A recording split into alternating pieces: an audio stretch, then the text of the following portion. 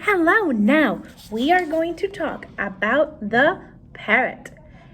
Parrot, well known as iguaca. Iguaca is a name given by the Taino Indians. But parrot, the native parrot. Now, its scientific name is Amazona vittata, but in Puerto Rico, it is best known as Puerto Rican parrot. Did you know that parrots, this bird and its habitat are strictly protected by federal and Puerto Rico laws? Yes, they are protected.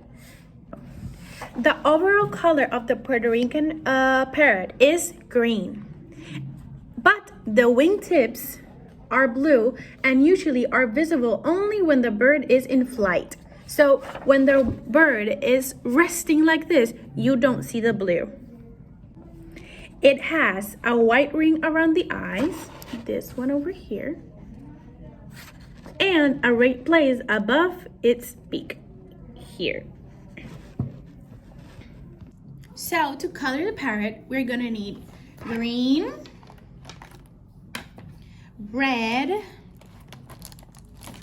and just a little bit of blue, but a little bit. Let's start.